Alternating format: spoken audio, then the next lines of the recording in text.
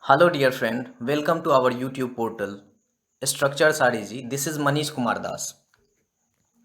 So today I am going to introduce the first video of structural analysis of crash course package.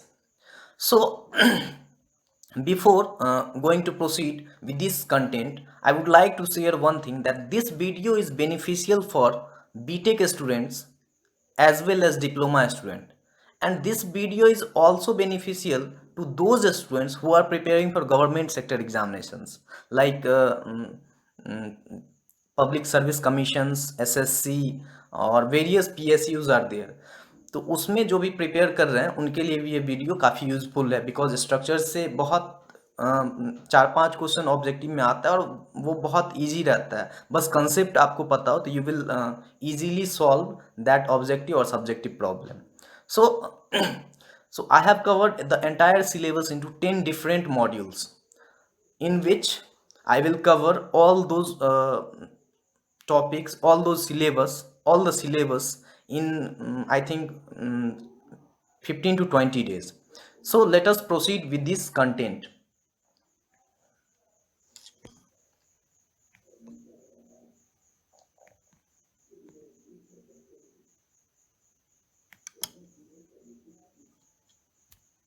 So the first one is basics of structural analysis. So first one is basics of structural analysis.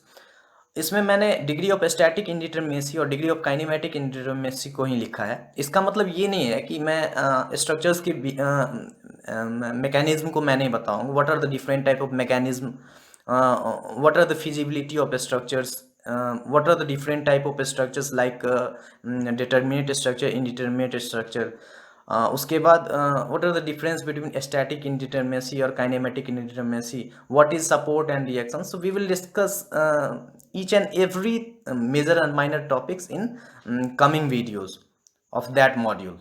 सो यहाँ पे मैंने short में जो जो important topics है उसको मैंने frame out किया है. और इस फर्स्ट मॉड्यूल से जनरली जो क्वेश्चन सेमेस्टर में पूछा जाता है वो रहेगा आपको कि force method, displacement method difference क्या है, प्रिंसिपल ऑफ सुपरपोजिशन मेथड क्या है, कुछ कुछ फ्रेम्स दे देगा, कुछ कुछ स्ट्रक्चर्स दे देगा, बोलेगा to find the degree of static indeterminacy और degree of kinematic indeterminacy of the given structures और बीम और फ्रेम. इस तरह का क्वेश्चन देता है जनरली क्वेश्चंस में. सो मैं जब अच्छा, second is your second unit is various methods, principles and theorems. इसमें हम लोग moment area method, conjugate beam method, principle of virtual work method, principle of minimum potential energy method, Castigliano's theorem, Maxwell reciprocal theorem, unit load method, Betti's law, इस सब सारे topic को हम लोग पढ़ेंगे.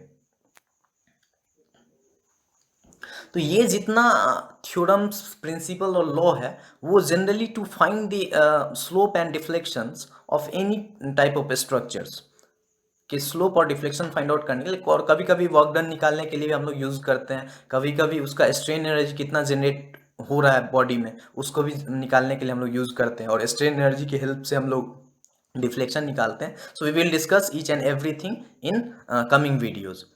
सो third one is analysis of truss or pin jointed structure.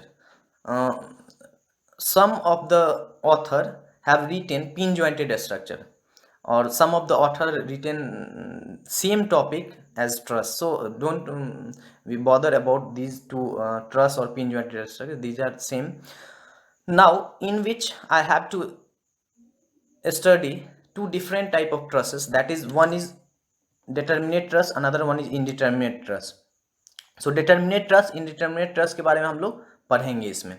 सो इसमें किस तरह का क्वेश्चंस आता है, इसमें क्वेश्चंस जनरली आपको पूछेगा find the forces in different member of the given truss, और find the horizontal displacement at a given point joint, और find the vertical displacement at a given joint. तो इस तरह का क्वेश्चन इसमें आता है. कभी कभी टेम्परेचर वेरिएशंस के बारे में भी देता है, तो उसको भी हम लोग पढ़ेंगे. अच्छा, सेकेंड मॉड्यूल में मैंने क्वेश्चंस के बारे में नहीं बताया। तो क्वेश्चंस जनरली फ्रेम होता है टू फाइंड द डिस्प्लेसमेंट और slope of the given body, और कभी कभी रिएक्शंस भी दे देता है। तो इस तरह का क्वेश्चन इसमें सेमेस्टर एग्जाम में आएगा। Now fourth module is analysis of arches. So analysis of arches again दो तरह का, as per their support, 2 hinge and 3 hinge, as per their geometry it is circular parabolic। so बहुत तरह का होता है, so we will discuss in separate videos। so इसमें किस तरह का क्वेश्चन फ्रेम होगा आपके सेमेस्टर एग्जाम में, लाइक रेडियल थ्रस्ट निकालने के लिए, रिएक्शंस निकालने के लिए, हॉरिजॉन्टल थ्रस्ट निकालने के लिए देगा, टोटल नॉर्मल रिएक्शंस कितना जनरेट हो रहा है, टेम्परेचर इफेक्ट के कारण हॉरिजॉन्टल थ्रस्ट पे क्या इफेक्ट पड़ रहा है, इन सब चीज़ों के बारे में आपको एनालिसिस ऑफ आर्चेज में पढ़ाया जाएगा। सो ये भी जब सेपरेट वीडियो होगा तो उसमें आप लोग को मिलेगा content. Now next one is analysis of fixed beam and continuous beam। So in this module number 5, I have mentioned only one thing, that is theorem of three moment। So theorem of three moment is nothing, this is also known as Clapeyron's theorem और Clapeyron's three moment equation. बहुत सारे book में बहुत तरह का चीज़ मिलेगा। क्लेपियंस इसलिए because they वही एक स्ट्रक्चरल इंजीनियर थे जिन्होंने इस थ्योरम को डिराइव किया। ये थ्योरम बेसिकली होता क्या है, कोई भी सपोर्ट पे कितना मोमेंट जनरेट हो रहा है, तो उस सपोर्ट पे मोमेंट कितना जनरेट हो रहा है, उस मोमेंट को निकालने के लिए हम लोग एनालिसिस ऑफ बीम और analysis of fixed beam continuous beam पढ़ते हैं with the help of theorem of three moment equation. इसके साथ ही आप किसी भी कंटिन्यूअस बीम के और फिक्स्ड बीम के पर कितना रिएक्शन जनरेट हो रहा है, वो भी आप you can easily calculate that reaction with help of theorem of three moment equations. Fine. So इसको भी हम लोग सेपरेट वीडियो में देखेंगे। Now next one is the module 6 is slope deflection method। So slope deflection method very interesting।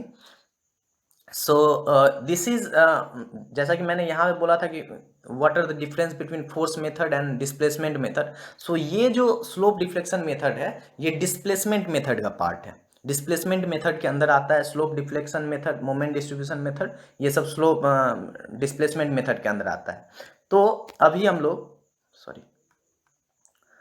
लोग पढ़ने वाले हैं अगला जो है स्लोप डिफ्लेक्शन मेथड का क्या एप्लीकेशंस है, what are the applications of why we are using slope deflection method.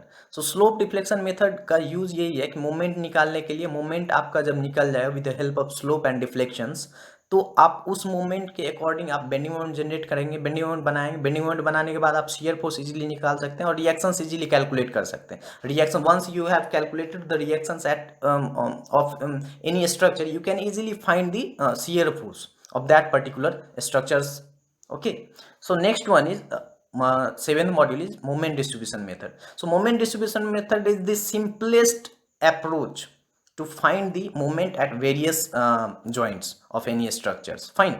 so इसमें हम लोग बहुत सारे टेक्निकल टर्म्स को यूज करेंगे, like carry over moment, then relative displacement, stiffness factor, distribution factor, ये सब चीज़ को हम पढ़ेंगे। With the help of these technical terms I can easily distribute the moment at different joints of any structures। fine। once we have the value of moment, we can easily plot the bending moment diagram। और अगर bending moment diagram calculate हो गए तो again कुछ करने का जरूरत नहीं है, शियर फोर्स डायग्राम बनाइए। शियर फोर्स डायग्राम कैसे बनेगा, जब रिएक्शंस आपको कैलकुलेट हो जाएगा, once you have calculate the reactions you can easily draw the shear force diagram. So this is very interesting topic, और we can easily say that structures are very easy. Now eighth one is influence line diagram, that is simply ILD, influence line diagram। influence line diagram for beam, for truss, for bridges, for arches, ये सब है। और इसमें मैंने Muller ब्रेसलॉ principal के बारे में जिक्र किया, तो इसके बारे में बताएंगे। और जब मैंने अनाउंसमेंट का वीडियो डाला था क्रैश कोर्स के बारे में, तो उसमें एक बच्चे ने कमेंट किया था कि सर प्रॉप्ड कैंटिलीवर के बारे में, ILD for propped cantilever beam के बारे में, और भी बहुत सारा टॉपिक दिया था। कि उसके बारे में वीडियोस प्रोवाइड कीजिए। तो आप लोग पेशेंस रखिए, हर एक चीज़ का वीडियो मिलेगा आपको विथ बेस्ट कंटेंट, जिसको आप लोग देखिएगा और इन्जॉय कीजिएगा सेशन को। तो इसका वीडियो हम लोग प्रोवाइड करेंगे सेपरेट वीडियोज़ में। Now 9th module is analysis of cables. Cables means आप जो रोपवे देखते हैं, रोपवे जानते हैं ना, जो हिली एरियाज में जनरली रहता है, दो हिल्स को कनेक्ट करता है रोप। तो उस रोपवे में कितना टेंशन जनरेट हो रहा है, उस टेंशन को निकालने के लिए हम लोग जो एनालिसिस करते हैं उसी को एनालिसिस ऑफ केबल कहते हैं। और इसमें भी बहुत सारा अप्रोच है with the help of equilibrium, बहुत सारा चीज़ है। तो उससे हम लोग टेंशन निकलता है, कितना एक्चुअली टेंशन जनरेट हो रहा है ये केबल्स में। Now last one is introduction to matrix method. एक चीज़ मैं बताना चाहूँगा कि the last module introduction to matrix method is very popular in this day because of finite element method. But student क्या करते हैं, इसको स्किप करते हैं, ये नहीं पढ़ेंगे तभी सिलेबस कंप्लीट हो जाएगा। बट मेरा ये मानना है, अगर आप रिसर्च फील्ड में जाओगे या फिर अगर आप स्ट्रक्चरल इंजीनियरिंग में एमटेक करोगे, इस तरह का करोगे, तो आपको ये चीज़ पढ़ना बहुत जरूरी है, बिकॉज फाइनाइट एलिमेंट में पूरा एप्लीकेशन मैट्रिक्स मेथड का है। So matrix method is very easy and very weightage paper for future aspects. So इसमें फ्लेक्सिबिलिटी मैट्रिक्स मेथड है और स्टिफनेस मैट्रिक्स मेथड। अगेन हम लोग फोर्स और डिस्प्लेसमेंट मेथड के बारे में जिक्र किए थे। तो फ्लेक्सिबिलिटी मैट्रिक्स मेथड जो है ये फोर्स मेथड है, और फ्लेक्सिबिलिटी मैट्रिक्स मेथड जो है ये फोर्स मेथड है, और स्टिफनेस मैट्रिक्स मेथड जो है ये डिस्प्लेसमेंट मेथड है। सो आई थिंक मैंने सारा चीज़ का ब्रीफ कवर किया है। अब मैं बता दूंगा आपको कि कितना दिन मैं किस टॉपिक में लूँगा। तो फर्स्ट मॉड्यूल के लिए 1 डे, सेकेंड मॉड्यूल के लिए 4 डे, थर्ड मॉड्यूल के लिए 2 डे, फोर्थ मॉड्यूल के लिए 2 डे, फिफ्थ मॉड्यूल के लिए 1 डे, स्लोप डिफ्लेक्शन इसके लिए भी 2 डे, इसके लिए भी 2 डे, और इन्फ्लुएंस लाइन डायग्राम के लिए 3 डे, बिकॉज ये थोड़ा लंबा है और थोड़ा कंसेप्चुअल है, तो आपको समझना पड़ेगा। But structures are easy, so don't worry. और एनालिसिस ऑफ केबल इसके लिए 1 डे, और इसके लिए आप जो है 2 दिन का टाइम दीजिएगा तो हो जाएगा। तो आपको पता चल गया कि जो कितना दिन लगेगा टोटल, 10 17 3 20, तो 20 डेज में हम लोग सिलेबस को पूरा कवर करेंगे। 20 days doesn't signify that the channel will provide you 20 videos only. No, it might I will provide you 30 to 40 videos, but the length of video is very short, 10 to 15 minutes, ताकि आप लोग bore feel नहीं कीजिएगा। और 10 to 15 minute में हर एक topic का अच्छा से आपको कॉन्सेप्ट मिलेगा, ब्रीफ मिलेगा, पिक्टोरिकल रिप्रेजेंटेशन के साथ, विजुअलाइजेशन के साथ मिलेगा, ताकि उसको आप भूलिएगा नहीं, बिकॉज स्ट्रक्चर्स आर इजी। और एक चीज़ मैं बताना चाह रहा हूँ कि जब भी कोई यूनिट कंप्लीट होगा, जब भी कोई यूनिट, जैसे फर्स्ट यूनिट कंप्लीट हुआ तो मैं इसके साथ असाइनमेंट दूंगा। फ़ायदा क्या होगा कि आप उसको बनाइएगा, जहाँ पे फॉल्ट या फिर प्रॉब्लम आएगा तो उस प्रॉब्लम को रखिएगा। जब ये भी वीडियो दूंगा, इसको भी ये कंप्लीट होगा तो उसका एक प्रॉब्लम वाला वीडियो रखिएगा, प्रॉब्लम रखिएगा और हमें भेजिएगा। जैसे ही यूनिट कंप्लीट हुआ तो मैं उसके अगले दिन उस, या फिर 2 यूनिट कंप्लीट हुआ तो फिर उसका एक कम्पैक्ट वे में एक वीडियो बनाऊंगा, जो भी आप लोगों को प्रॉब्लम रहेगा उसी के बारे में मैं जिक्र करूंगा, राइट। ऐसे ही करके हर एक मॉड्यूल में मैं असाइनमेंट दूंगा, उसको बनाइए, ताकि आपको पता चले कि आप कितना समझ पा रहे हैं और आपको मुझसे क्या चाहिए। फाइन। सो होप आप लोग वीडियो सेशन को एंजॉय करेंगे, आगे भी जो वीडियो आएगा उसको भी एंजॉय करेंगे। और स्ट्रक्चर्स इजी है, इसका मतलब ये नहीं है कि आप एफर्ट नहीं कीजिए। अगर हम एफर्ट कर रहे हैं तो you have to be serious for your future perspective. So thank you, stay tuned with our channel, structures are easy. Thank you so much.